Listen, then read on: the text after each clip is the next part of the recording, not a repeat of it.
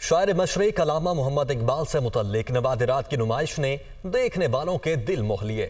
نمائش میں علامہ محمد اقبال کے اشعار کی خطاطی کے نمونے، اخبارات میں چھپنے والے اظہاریے، ڈاک ٹکٹس اور دیگر نوادرات رکھے گئے ہیں۔ سہیل کیسر رپورٹ کر رہے ہیں۔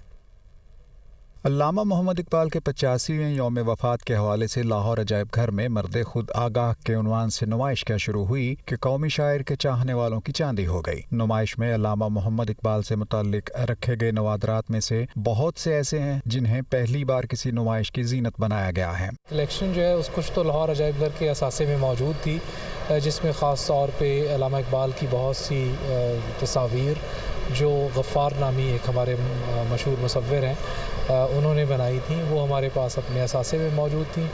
اس کے علاوہ علامہ اقبال اسٹیمپ سوسائٹی سے ہم نے کچھ اسٹیمپس، سکے اور علامہ اقبال سے متعلق کرنسی نوٹس لیے۔ نمائش میں علامہ محمد اقبال کے اشعار پر مبنی خطاطی کے نمونے دیکھنے والوں کی خصوصی دلچسپی کا باعث بنے رہے تو دیگر نوادرات میں بھی نوجوان نسل کی دلچسپی دیدنی دکھائی دی۔ سب سے اچھی بات یہ ہے کہ مجھے یہاں پہ علامہ اقبال کے بارے میں مزید جاننے کو ملا ہے کہ وہ ان لوگوں نے کتنی اسٹرگل کی۔ جتنے بھی بڑے پلیٹ فارمز ہیں ان سب کو چاہیے کہ اپنے جتنے بھی ہمارے بڑے مشاہیر، ہمارے جو بڑے بزرگ گزرے ہیں، ان کی اسی طرح ایگزیبیشنز ہونی چاہیے۔ کوئی دوسری رائے ہو ہی نہیں سکتی کہ اس طرح کی نمائشوں سے ہماری نسل کو اپنے مشاہیر کے بارے میں مزید جاننے کا موقع ملتا ہے۔ مبارکباد پیش کرنا چاہتی ہوں عجائب گھر کی انتظامیہ کو۔